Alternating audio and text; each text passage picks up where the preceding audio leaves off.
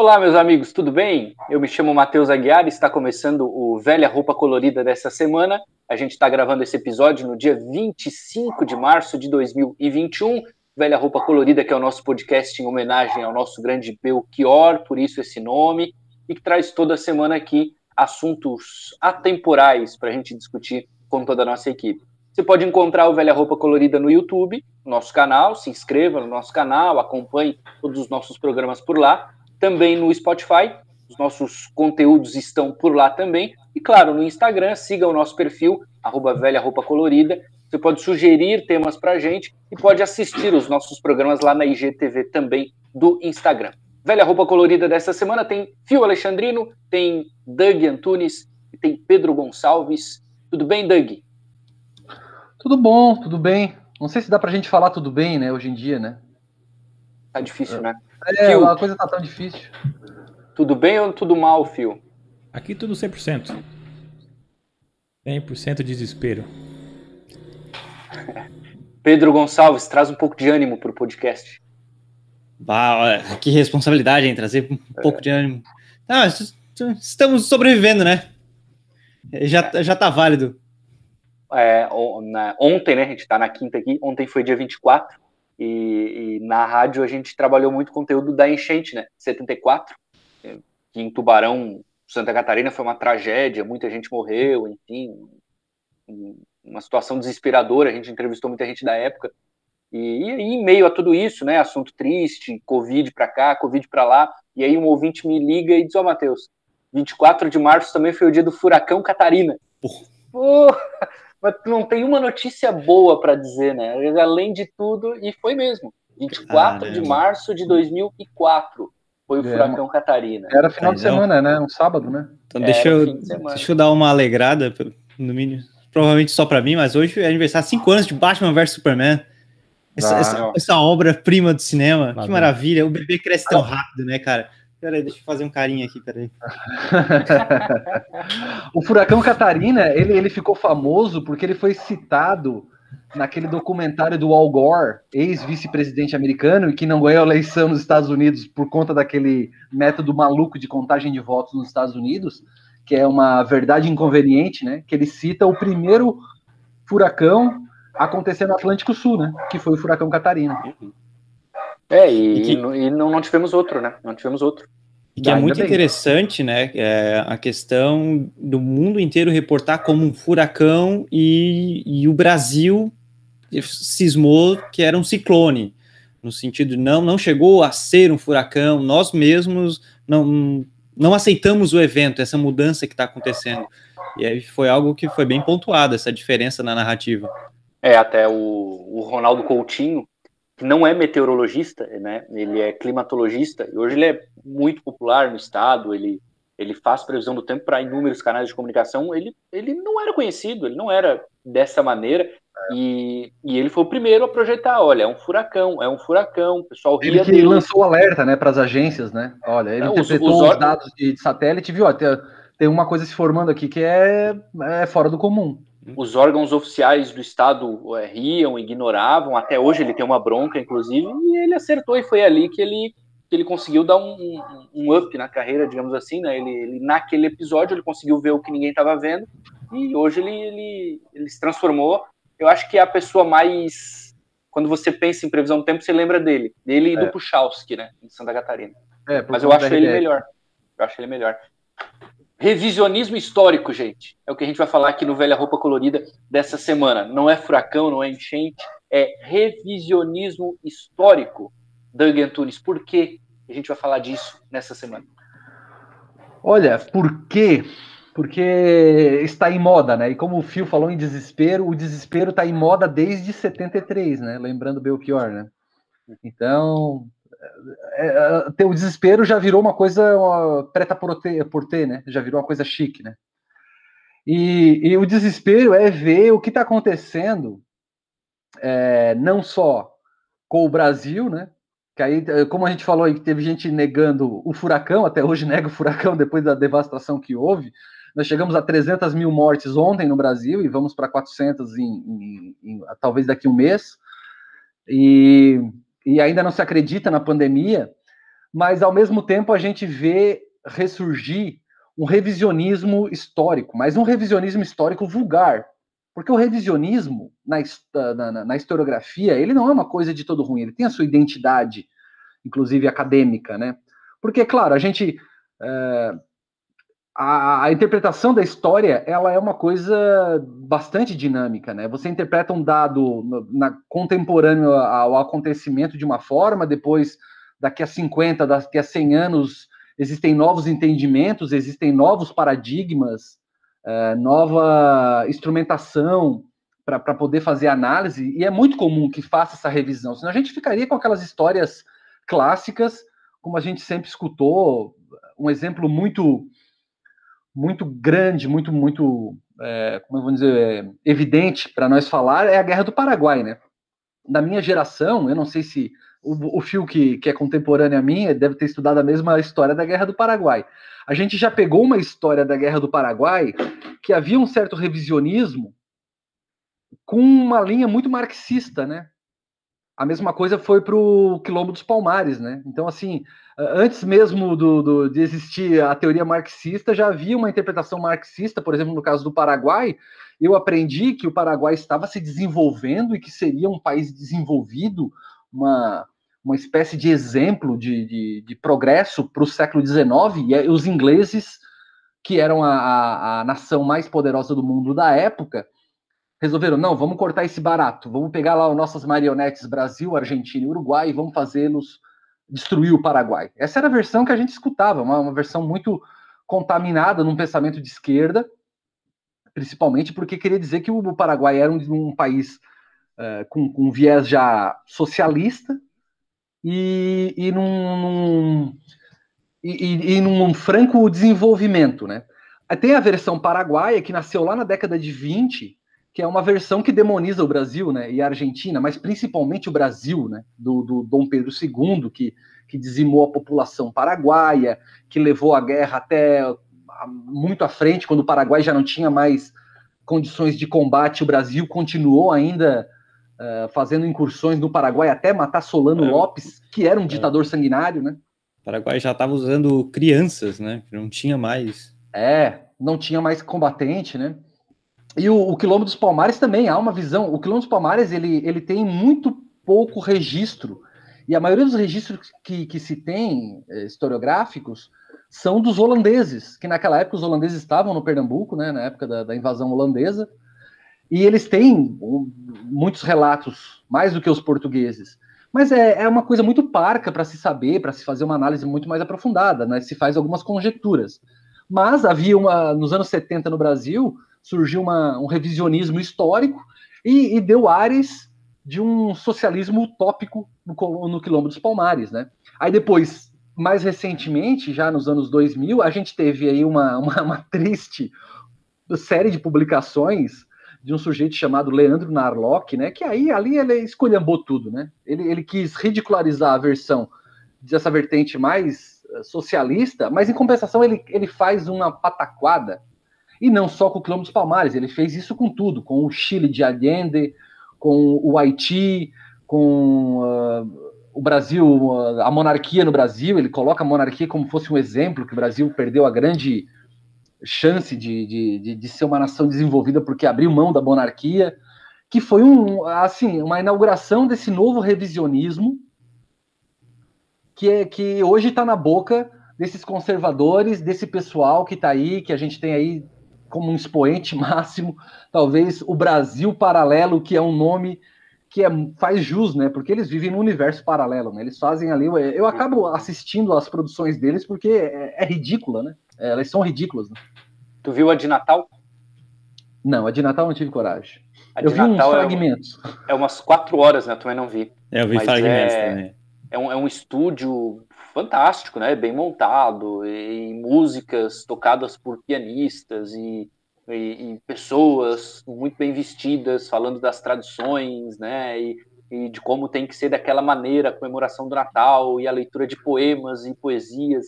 Eu fico imaginando o povão que comemora o Natal, reúne a família, faz um churrasco, toma cerveja, e conta história, e briga, e fala dos outros, assistindo aquele evento. aquele evento. Não tem nada a ver com o Brasil aqui. Não É o Brasil. Realmente é uma realidade paralela, total. É paralelo. Total. O que é o Natal? Tem hoje, o que reúne a família no Brasil? Natal reúne, Ano Novo reúne, Páscoa e ali Dia dos Pais, Dia das Mães. Mas o que muda de um para o outro? Ali o Ano Novo, né? O champanhe, o Natal, a Páscoa e tal. Mas o grande foco é reunir a família, é jogar a conversa fora, é em qualquer lugar fazer uma reunião, é tocar pagode, Exato. música sertaneja, e os caras vêm com piano e música clássica e não sei o quê. Não, né? É uma forçação elitizada, assim, que talvez nem eles, de fato, façam aquilo, né? Mas, Douglas, a gente, mesmo não sendo do mesmo tempo na escola ali, cara, é a mesma narrativa que eu tive. É a mesma narrativa quanto à Guerra do Paraguai ali. E é engraçado isso, é engraçado mesmo. Até daí depois nós vamos vendo outras coisas, nós vamos ver outras versões. Eu não sabia nem que tinha 5 versões, como tu comentou, provavelmente vai explanar mais, mas eu estava no Twitter esses dias e tinha um rapaz que é paraguaio, mas ele veio fazer pesquisa acadêmica, que não sei se era mestrado, doutorado, enfim, e ele falou que para ele foi muito interessante conhecer as duas narrativas, ver o lado do Brasil. Ele falou que ele se surpreendeu por o Brasil ser uma visão bem mais... no sentido macro do negócio, assim, ser até um pouco vazia, mas sempre naquele tom heróico do que fez na guerra, enquanto algumas das narrativas paraguaias eram, de certo, até ódio, assim, quanto ao feito brasileiro. E eu achei bem interessante, mas era uma coisa que eu nunca tinha mergulhado. E saber que tem mais de 5 versões da história é bem interessante. A versão paraguaia é interessante que, assim, ó, entre a década de 20 e 30, quando a gente teve o nacionalismo ascendendo no mundo todo, né, aqui no Brasil, Vargas criou o desfile das escolas de samba, né, tirou o samba da subversão e colocou na apoteose, né, não tem nome que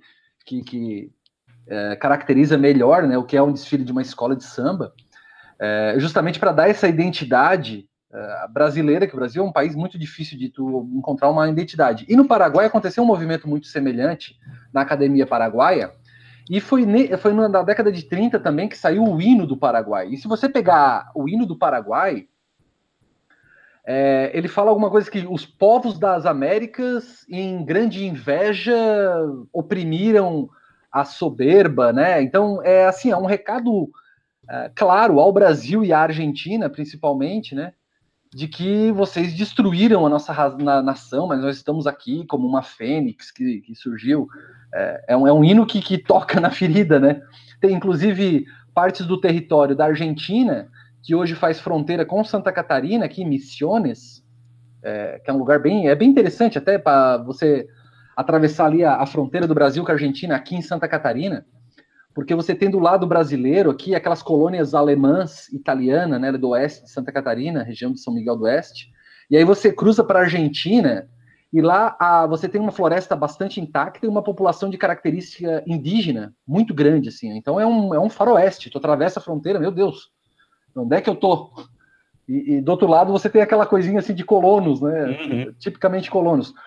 Aquela região ali era originalmente uma região do Paraguai antes da Guerra do Paraguai.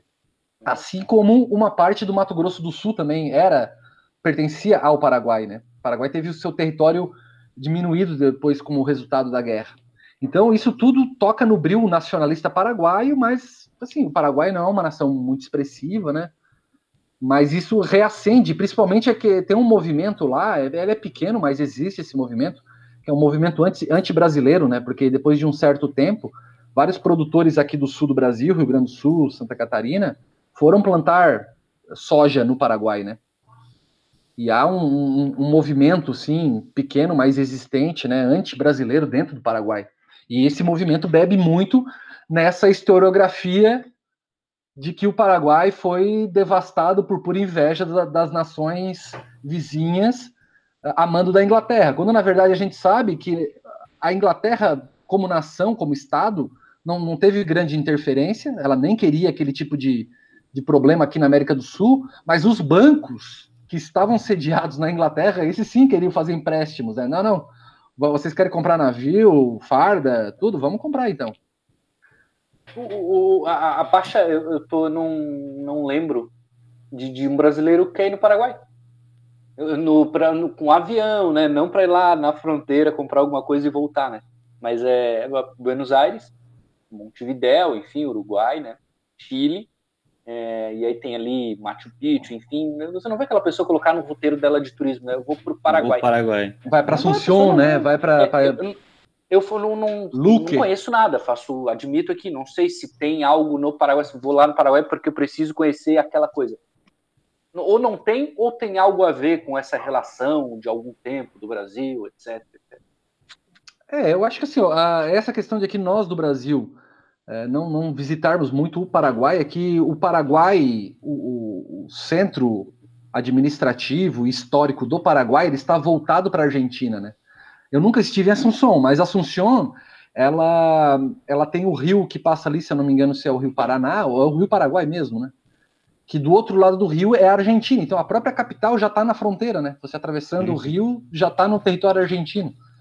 E aqui, aquela região que a gente visita, que é Cidade del Este, que se chamava Puerto Stroessner, ela foi uma região criada depois dos anos 50, quando construiu a ponte ligando Foz do Iguaçu até o território paraguaio, e ali que começou a criar aquele centro de compras, né?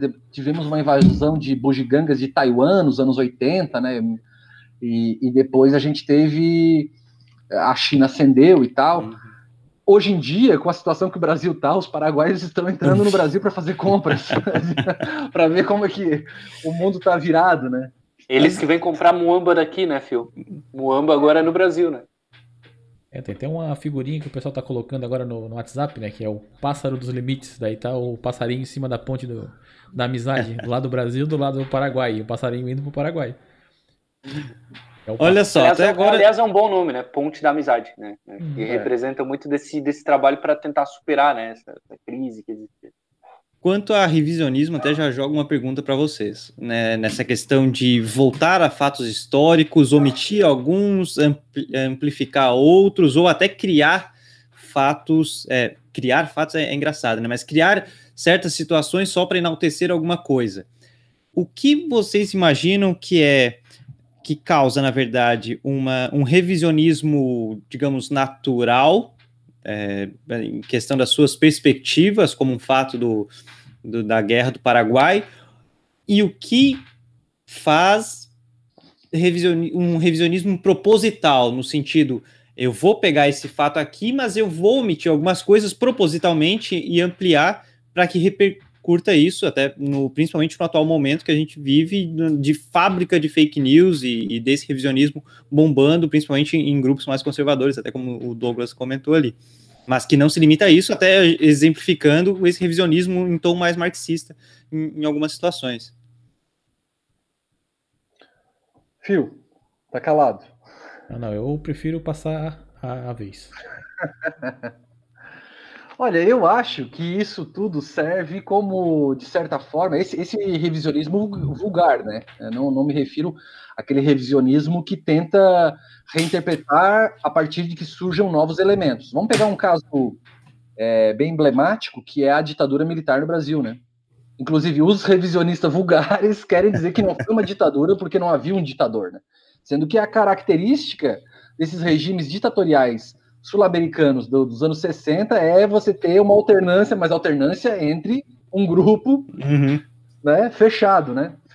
E isso bebe muito, assim, ao longo da história de várias outras fontes, né? E eu gostaria de citar aqui, por exemplo, Hollywood, né? Hollywood é uma máquina de revisionismo americana, né? Total. Né? Desde super-heróis, assim, né, que são... Todo super-herói é americano, né, com exceção de alguns, assim, né, tem o Japão depois trabalhou bastante nisso, né, e aí se você pega, como é que surgiu toda a indústria cinematográfica americana lá nos anos 20, né, que começou a crescer bastante, você pega, assim, No início, a Europa tinha uma produção de filmes muito maiores, né? A França, principalmente, a Alemanha também fez um monte de produção ali no entreguerras. E quando o Estado americano viu que tinha que investir, né, na produção para ter as narrativas americanas da história, né? Então ela funciona, esse revisionismo funciona como propaganda das narrativas. Mais recentemente, também temos um caso que tem várias discussões, inclusive tem um livro que eu queria ler um dia, mas o problema é que ele está muito caro para comprar agora, porque eu acho que a edição ela é portuguesa, não é brasileira, que é do Eric Hobsbawm, que era um filósofo inglês, né? Que ele fala do revisionismo histórico na Revolução Francesa. Quando a Revolução Francesa fez 200 anos, nós estávamos no auge do neoliberalismo, né, de Reagan e Thatcher, e houve uma revisão da Revolução Francesa aos olhos liberais, né? É claro, a Revolução Francesa é um marco no liberalismo, mas assim, não sejamos anacrônico de achar que aquilo era o liberalismo como se fala hoje, né? E ele vinha em contraponto à versão marxista, que era uma versão de uma construção social que chegou na Revolução Francesa, né? E é bem interessante que até hoje, já se passou 30 anos, e está se discutindo, né, a Revolução Francesa, se ela foi uma revolução burguesa, se ela foi uma revolução social e tal, e é peça de discussão, né? Eu acho que agora, com essa mudança que a gente vai ter na pandemia, a gente vai ter uma série de revisionismo aí nas próximas décadas, né? Porque eu ia falar isso. E eu já pensei no nome, Drauzio Varela. O Drauzio Varela, coitado. O Drauzio Varela é destruído por muita gente nas redes sociais, porque o que ele dizia? E ele dizia em fevereiro, ele já falava antes de sequer ter caso no Brasil. Olha, se sentir um pouco mal, fica em casa, tranquilo, faz repouso, se isola. E aí hoje eles usam isso, né? O Drauzio Varela dizia para você não ir no hospital, para você morrer em casa. Mas... O Mandetta falava a mesma coisa. Era começo, as pessoas não sabiam ainda. Não deu 15 dias, não deu 15 dias, o Drauzio Varela já foi e falou, não é bem assim, gente, essa é uma doença muito perigosa, realmente tem que... E aí, por ele ter mudado de opinião, eles já dizem, tá vendo como a grande conspiração já comprou o Drauzio Varela? Então inacreditável. A Covid vai gerar muito revisionismo, porque na questão de medicamentos, vai ter medicamento que daqui a pouco, daqui a alguns anos, você vai provar que talvez ele pudesse ter funcionado e que não funcionava. A gente vê narrativa por medicamento hoje acontecendo, sequelas do coronavírus, consequências para tudo quanto é lado. O Covid ele vai dar uma gama de narrativa que vai te dar razão.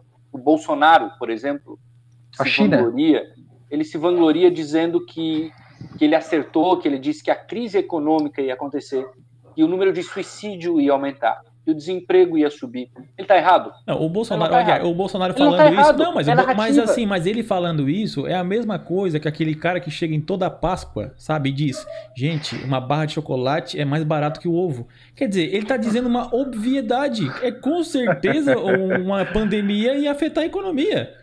É engraçado que ele é o líder, né? Ele é o chefe do executivo, a pessoa que, olha, a gente tem ciência disso, então vamos tomar as medidas para amenizar e combater os efeitos disso, né? Mas não, ele prefere... Ele se contenta em estar certo, né? E aí, mas o revisionismo é narrativa. É narrativa. Então daqui a 50 anos vão dizer que o Bolsonaro acertou na pandemia porque ele falava que o número de suicídio ia aumentar. Já estão dizendo então, hoje. Quando você tenta fazer um revisionismo de alguma coisa, você pega algo ali que te dá razão e você transforma aquilo ali na peça central. Isso em vários casos. Isso vai acontecer com muita coisa. Outro exemplo, e assim, para mostrar que esse revisionismo de tendência mais vulgar, de tentar subverter a história, não está restrito fora da academia, a gente tem o caso do Marco Antônio Villa. Agora é um ferrenho anti-bolsonarista, mas ele talvez não entenda que a participação que ele teve nesse processo, né? E hoje, o discurso dele, que começou lá em não sei se foi 2003 ou 2004, que ele fez um livro sobre o Jango Goulart, né? Hoje é o discurso que está na boca desses que tentam fazer o revisionismo da ditadura militar, do golpe de 64, que é aqueles que, inclusive, não falam que foi o golpe de Estado em 64, foi a Contra-Revolução de 64. Para ser uma contra-revolução é porque havia uma outra revolução, e essa outra revolução seria a Revolução Comunista.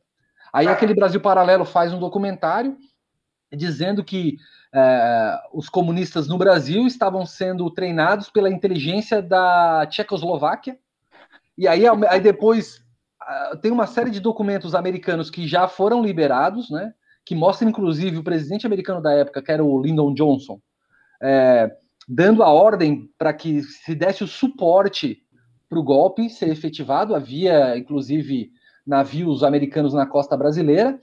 E assim, nos documentos liberados pela CIA, nenhum deles citam que eles, olha, os tchecoslovacos estavam monitorando os brasileiros, né? Então, assim, a história não se encontra no revisionismo deles. E o Marco Antônio Villa escreveu um livro sobre o Jango, numa visão muito paulista, né? Jango era gaúcho, e os paulistas têm aquela coisa, né? Que nasceu de 32, que é um outro revisionismo, né? A Revolução Paulista de 32, se você pegar aí alguns historiadores ali da USP, né? Uma corrente paulista, eles têm um apreço por 32 e um ódio de Getúlio Vargas, né? Quando a gente vê que, na verdade, se São Paulo virou a locomotiva industrial brasileira, foi porque o Getúlio Vargas trouxe a industrialização para o Brasil, né? O Getúlio Vargas, inclusive, tocou fogo nos estoques de café para não banalizar o preço do café na época, que estava encalhado, e foi um ato que ajudou os cafeicultores paulistas, né? O Getúlio Vargas fez muito por São Paulo. Claro, bombardeou São Paulo em 32, mas na sequência, quando as coisas se apaziguaram, não foi assim, né? E há uma historiografia paulista que é completamente diferente, que chega até a ver a Revolução de 32 em São Paulo como algo que era um separatismo de São Paulo do Brasil, quando na verdade era apenas uma elite paulista que estava querendo o poder de volta, né? Claro, usando como argumento, né, a Constituição da época, o legalismo e tal, toda aquela coisa, né? Não, eu ia dizer que sempre vai ter, né? Na ditadura tem, governo tem, a tua região é diferente. A Revolução Farroupilha, aqui a gente tem outra. O Douglas citou um exemplo mais regionalizado, então, dependendo do lugar onde você está, da tua cultura, do teu contexto, da tua educação, da tua formação, a tua maneira de enxergar, ela é diferente. Então, por isso que existem várias tendências. O ponto é, em algumas, faz sentido, você discute, você consegue elencar coisas. E aí tem o revisionismo, que é mau caráter, né? Tem o revisionismo que é de sacanagem, que é mentira, que é inventar. Esse é o errado. Enxergar os momentos de maneira diferente faz parte. Agora, tentar inventar, criar coisa, mudar a narrativa para criar algo que não existe, para ficar ao teu favor, aí é o mau caratismo. Esse é o grande problema. Total. Mas Pode falar, Pedro. Até complementando quanto ao cinema ali, Hollywood é uma máquina total de revisionismo, e pode ver até Guerra do Vietnã, o que as pessoas realmente sabem sobre a Guerra do Vietnã. Muitos acham até que os Estados Unidos ganhou a guerra. Do ponto de vista bélico ganhou, né? Mas no fim das contas é que não, né?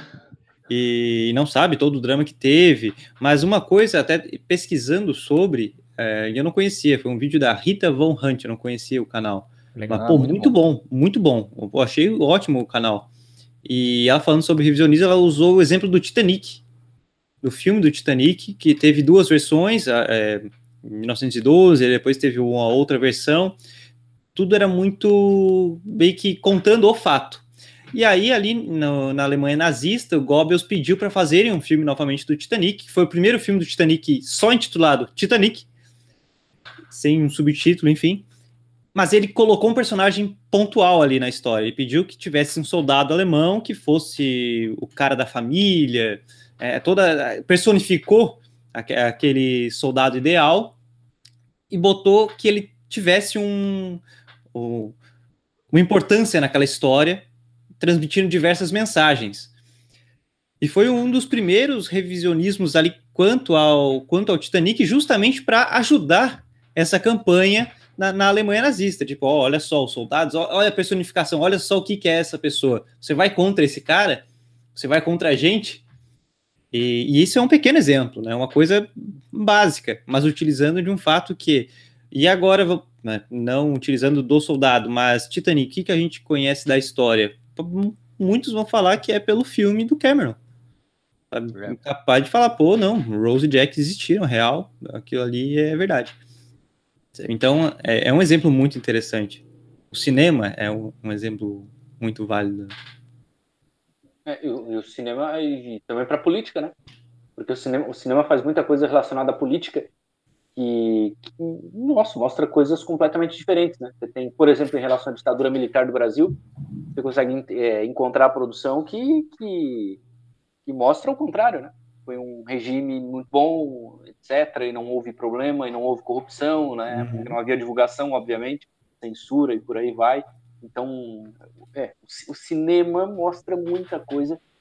Ele dá uma ilustração diferente, até porque ele tem a produção, né? Tem o dinheiro que entra, tem a participação, a direção, o roteiro, e acontece bastante.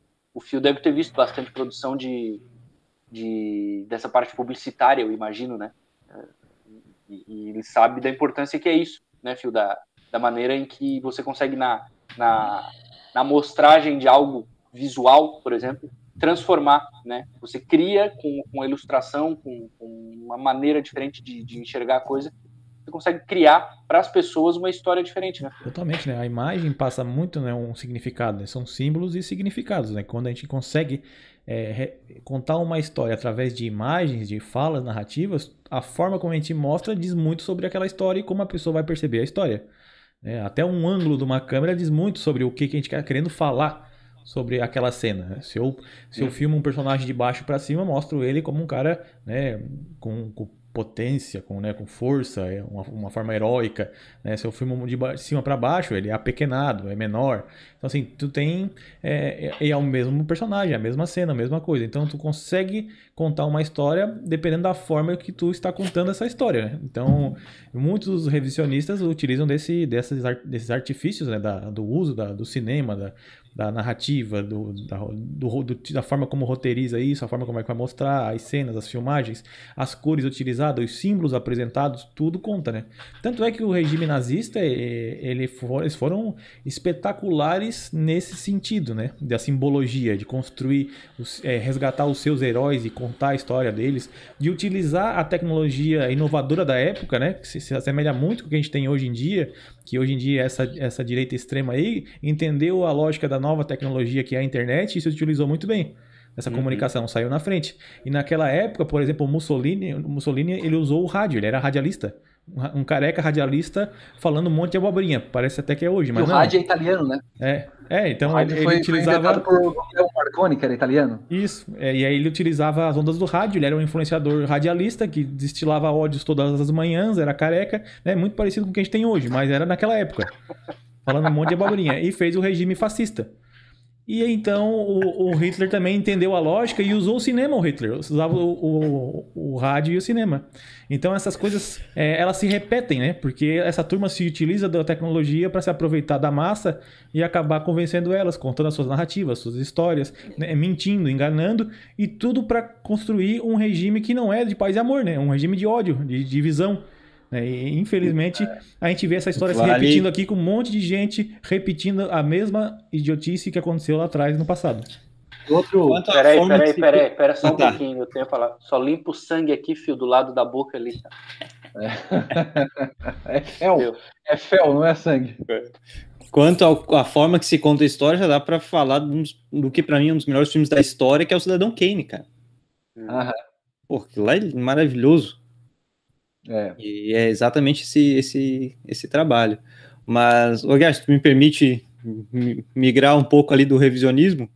Ainda falando do tema, a gente está na onda de Brasil e Israel, né? Bandeirinha de Israel, bandeirinha dos Estados Unidos, bandeirinha do Brasil. Os Estados Unidos não tem mais, né?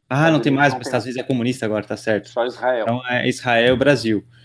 E cara, eu acho muito engraçado isso, porque eu particularmente estudo muito, não estou conseguindo acompanhar tanto agora como é que estão as eleições, mas uma coisa que eu estudo muito é o conflito Israel e Palestina ali, e sou descendente judeu, então eu gosto de estudar quanto a essas questões por parte de mãe, né, e é muito engraçado, porque agora tá essa onda, porque o pessoal criou, e isso está sendo muito debatido agora também na comunidade um pouco mais progressista, judaica, que é essa Israel imaginária. Os caras criaram a personificação onde Israel é um lugar maravilhoso, que são pessoas brancas. O lar de Deus. Exatamente. Sabe? Extremamente conservadoras, religiosas, uma coisa até um tanto totalmente eurocêntrica ali de Israel. Os caras personificaram isso.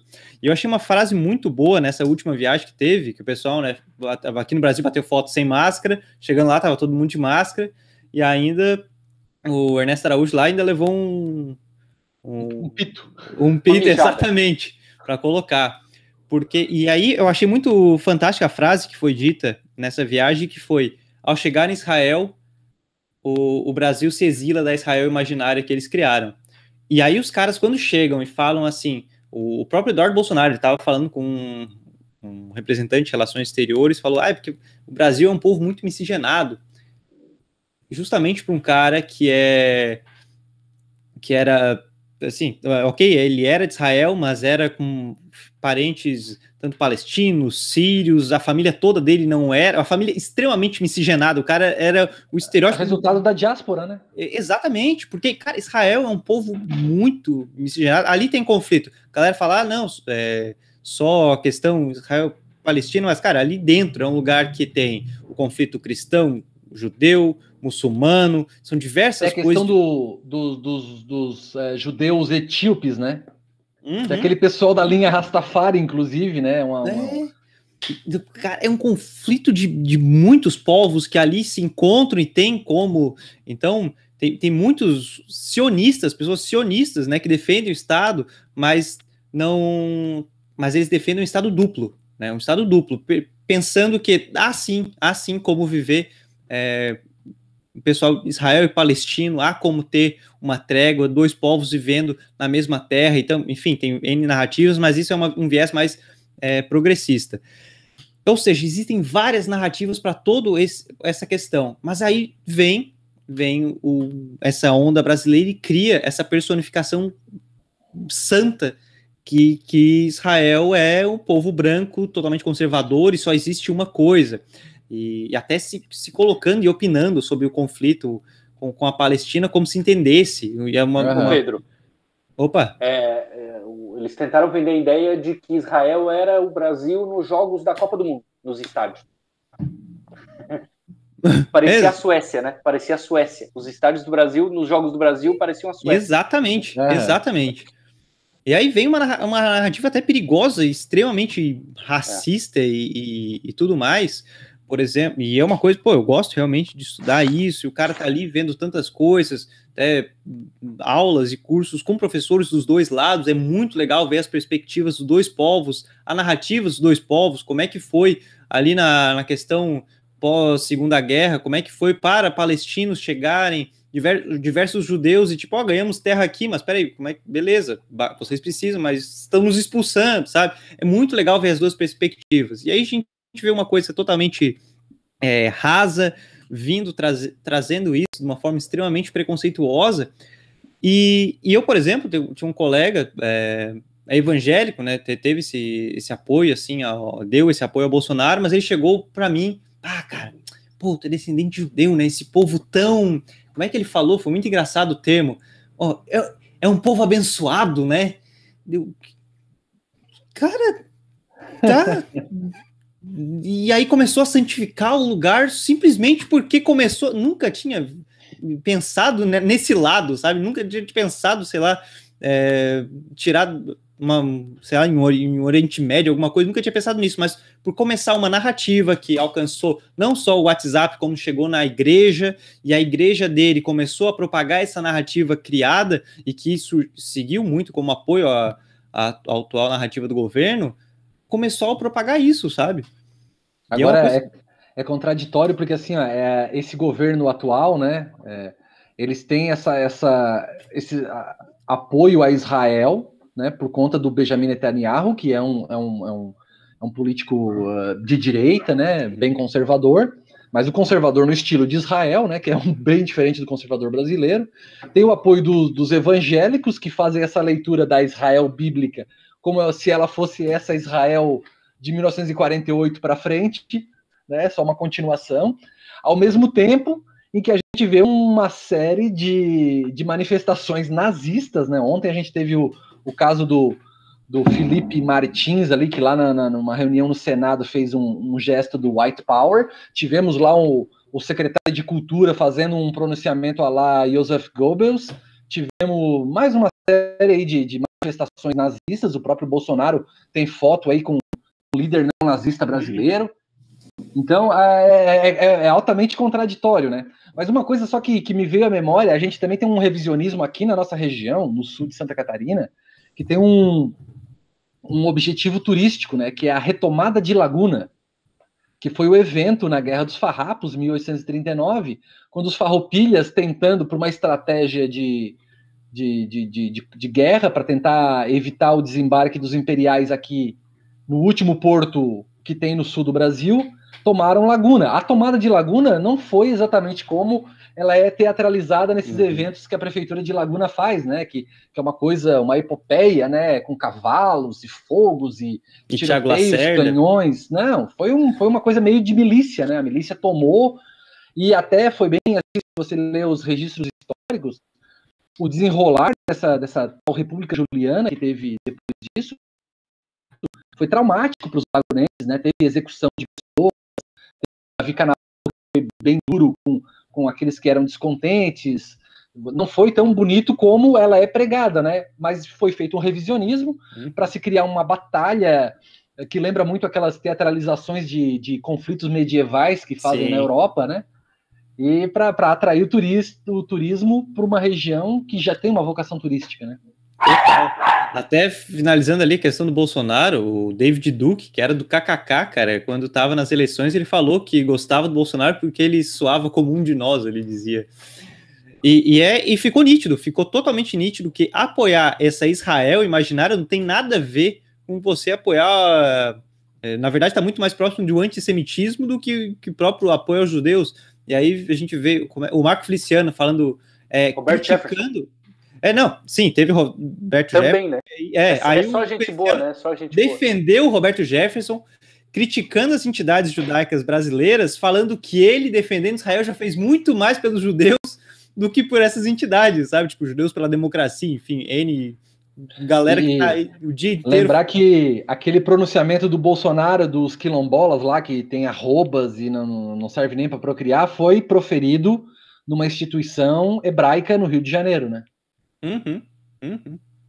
Exatamente. E David Duke dizia que soa como nós. Lembrando que KKK, né, só pra quem não se ligou, não é humor, né? Exatamente.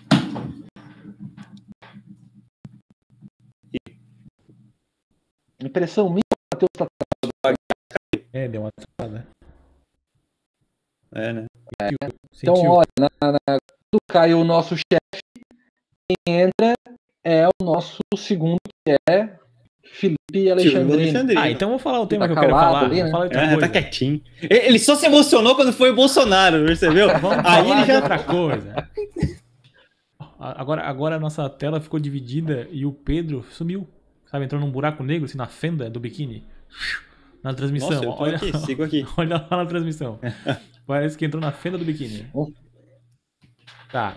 Mas essa, até para finalizar, eu acho muito curioso, no sentido de não só deve, como eu tenho certeza que vai ser estudada essa questão narrativa, de como, até já foi citado aqui, né? Essas acabam se perdendo, são histórias recriadas, assim, mas que se perdem na própria narrativa. Eu não sei o que eu perdi, tá? Então, continuem. Caiu aqui. A gente fez um sorteio aqui de um frango assado e você ganhou. Eu vou doar para alguém porque não me interessa. Lembrando que o nosso chefe aqui é vegetariano, tá? Só para... Aliás, tem muito revisionismo também nessa parte de alimentação. Mas come peixe, Aguiar? Tem. Mas come peixe? Sim, é completamente fake, né? O teu negócio é só os que estão na terra, né? Na água que se ferre, né? Peixe nem vai ter expressão facial, né? Um bicho daquele tem mais é que se ferrar mesmo. Peixe que se dane. O Pedro falou do Roberto Jefferson, eu lembrei o Roberto Jefferson é muito cara de pau, né? Porque ele caga o pau no PT, né? Ele caga o pau, é o governo mais corrupto da história, e etc. E roubaram tudo e tal. Onde é que ele tava? No Correios, né? Ele era do governo. O escândalo dos Correios, ele era no governo do PT, né? Ele era chefe do Correio. Foi pego com a calça na mão ídolo, e aí caguetou todo mundo. Né? Ele é o ídolo dos caguetos dos ladrões. Ele é o dedo duro dos bandidos. É isso que ele é. Mas olha que engraçado, né? A gente que viveu o mensalão, né? Que foi o primeiro escândalo do governo PT, a gente lembra do Roberto Jefferson como um vilão, né? Ele era aquele típico vilão, assim, caricato, porque ele é cantor de ópera, ele era radialista também, né? E ele tinha todo um jeito performático nas comissões, né? Que estavam aqui nos depoimentos que ele dava, né? E ele era vilão total. Aí depois que ele se aliou com o Bolsonaro, nessa releitura, hoje as pessoas já olham o Roberto Jefferson como se ele é um grande herói nacional. Ele denunciou o primeiro esquema do PT. Quando na verdade ele só denunciou porque ele que caiu. E ele pensou, não, eu não vou cair sozinho.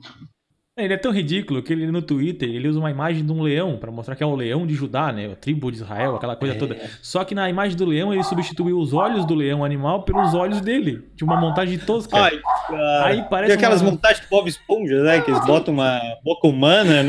Parece uma besta fera. Parece aquele jogo do Mega Drive, sabe? Não. É uma coisa impressionante. Quão ridículo é essa turma do Bolsonaro. Eles são muito tosco, né? A crise também é estética o negócio. É muito horrível.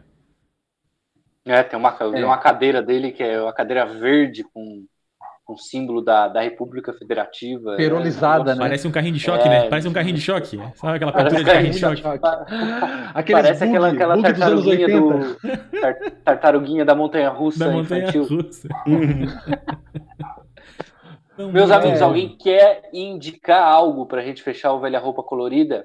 Alguém quer indicar algum livro, algum filme, alguma série? Hoje a gente não programou nada, tá? Então vai livre aqui. Mas eu quero indicar, assim, eu vou ser meio canalha porque eu vou indicar um livro que eu não terminei, mas eu comecei o livro há 3 dias. Primeiro é livro grande ou pequeno? Porque o outro da semana passada tu disse que ele é um pouquinho grande, eu fui olhar 1000 páginas. Mas começa a ler pra tu ver, cara. Eu acordava às 5 da manhã pra ler aquele livro, de tão instigado que eu ficava, né? Mas, eu tô lendo da Odebrecht, tá? É muito bom, da Malu Gaspar. Tem um livro que eu comecei a ler, cara, que é muito interessante, que é um livro contemporâneo, um livro que foi lançado agora em outubro. E assim, as primeiras páginas já estão me puxando, que é A República das Milícias, que é do Bruno Paes Manso. E ele começa a puxar toda essa gênese, desde lá dos anos 60, quando começou os grupos de extermínio das polícias, o tráfico de drogas, as facções de traficantes, as facções de policiais, né? Tudo centrado naquele Rio de Janeiro, quando perde o status de capital, né? E tá sendo bem interessante. E o livro propõe chegar até essa ascensão da milícia ao poder no Palácio do Planalto, né? Que é uma coisa impensável, mas nós estamos vivendo uma história que talvez lá no futuro vá se fazer um revisionismo. Não era bem assim e tal, né? É a primeira indicação do Doug Phil? Tem alguma ou hoje passa? Não, eu assisti um documentário né, da Segunda Guerra Mundial sobre Hitler, né, uma carreira dele, né, ele como pessoa, né, como ele chegou lá, quem era Hitler, né, na formação dele. É interessante que é um coteado, né, como qualquer um outro, agitador de boteco, um cara que falava um monte de coisa com muita veemência, acreditava muito naquilo que falava, tinha muita raiva. Era radialista ou não? Ele era pintor frustrado. Geralmente é frustrado, né? Um pintor frustrado. Tentou entrar na escola de pintura lá, acho que de Viena, na Áustria, não conseguiu, e aí pintava na rua, e aí serviu na Primeira Guerra Mundial, então ele meio que botou a culpa tudo, né, na elite da Alemanha da Primeira Guerra Mundial, chamou todo mundo que eles estavam mancomunados com os judeus e os comunistas. E com esse discurso de criar um inimigo, ele cresceu, né? De bar em bar, foi crescendo, juntando os malucos com ele, né? E aí virou presidente na base do tapetão. Mas virou. Tens o nome do documentário ou não? É Hitler uma carreira, eu acho que é uma coisa assim. Depois eu passo certinho. Pedro. Hoje eu vou falar, Guilherme. Hoje eu falo. Tá? O que acharam que seria a dica de semana passada, fora agora o Cidadão Kane, que quem não viu, assista, porque é um filme fantástico, mas aí agora eu indico o Snyder Cut. Depois de assistir 2 vezes, eu consigo ter palavras para falar desse filme. Fez uma live de 4 horas, mesmo do tempo do filme, para falar do filme. Exatamente. E aí quem quer saber a história por trás de todo esse filme, eu fiz uma live, tá lá no Instagram, de 1 hora falando sobre a luta que foi para ter essa versão depois de 5 anos. Eu assisti o filme do Snyder Cut aí, por indicação do Pedro, levei 5 horas e meia para assistir. Ele tem 4 horas. Aí teve parada para ir no banheiro, parada para fazer a pipoca, aí para tomar uma água, aí para discutir, e segura que eu quero falar da minha mãe. Pai, loucura, rapaz. 5 horas e meia de filme. Não acabava nunca. Isso, hoje em dia, para mim, tá assim também. Ó. Eu assisto os filmes como se fossem séries. Porque eu não consigo, rapaz. Eu acabo dormindo, porque eu já vou ver no final da noite, tenho uma filha pequena, às vezes ela tá comigo, é uma canseira. Para quem eu acho até falando nisso, não entendeu ali o que é o Snyder Cut, que é a versão do diretor da Liga da Justiça, é o filme da Liga da Justiça. Correto. Tem muita série que tem episódio de 40, 42, 44 minutos, eu não sei se tem uma explicação, o Fio pode falar, e tem algumas que é 1 hora, 59 minutos. Eu não consigo... Eu acho essas muito maçantes, sabe? Eu prefiro a série de 40, 40 e poucos minutos, até porque ela fica mais picada, então às vezes você não tem tanto tempo. Eu tô vendo agora a nova temporada do Drive to Survive, do Netflix, na Fórmula 1, né? E os episódios são bem curtos, 35, 33 minutos, então você consegue até ver picado, né? Às vezes você não tem tanto tempo, você consegue ver rapidinho ali pelo menos um episódio. Essas séries maiores e aí filmes já gera mais dificuldade. Ajuda bastante quando o tempo é menor, né? Do episódio. Por exemplo, eu comecei a assistir depois de muita insistência dos meus irmãos, e apesar do tema me ser peculiar e gostar muito, que é pirataria, o One Piece, né, que é um mangá muito conhecido, mundialmente famoso, na verdade, que agora tá no Netflix. Só que ele tem 20 temporadas, uma coisa assim. Pô, 20 temporadas, 200 desenhos, né? Eu assim, não vou nem começar. Aí fui começar a assistir um pra ver, tudo episódio de... não chega a 20 minutos, é 15 minutos de desenho. Aí vale, porque eu assisti um aqui, eu assisti outro lá, porque anime também é aquela coisa, né? É muita caras e bocas, né? Gente tremendo e pensando o que vai fazer e pouca ação, né? Então é complicado, ele chega a me dar eu não consigo. irritamento. A estética japonesa, pra mim, olha, cara, eu não consigo. Série britânica que costuma ser muito 880, ou elas são uma temporada de 7 episódios de 30 minutos, coisinha bem curtinha, tipo o The Office britânico, que é uma coisinha bem curtinha, e costumam ter 2 temporadas e fechou, historinha fechada, ou é uma série de 3 episódios cada temporada, mas cada episódio tem 1 hora e meia, vai do 30 minutos a 1 hora e meia, os caras não sabem brincar e criar um meio termo ali. Acabou o episódio. Fechou. Tchau, gente, um abraço para vocês, vocês já falaram demais hoje. Até mais, gente. Falou, gurizada. Velha roupa colorida dessa semana. Obrigado por você que acompanhou a gente até aqui. Se inscreva no nosso canal no YouTube. A gente posta todos os nossos episódios por lá, tá? Você pode comentar. No Spotify, então você pode ouvir a gente no carro, ou lavando a louça, ou fazendo faxina, como o Douglas gosta bastante. Então no Spotify os nossos episódios estão lá também. E no Instagram, né? Na IGTV do Instagram, a gente tá por lá. Então siga a gente, manda mensagem, sugere temas, e nos ajude aí a divulgar o Velha Roupa Colorida, que é o nosso podcast atemporal aqui, sempre em homenagem ao nosso grande Belchior. Tchau, gente. Boa semana. A gente volta na próxima semana com mais um episódio do Velha Roupa Colorida. Até lá.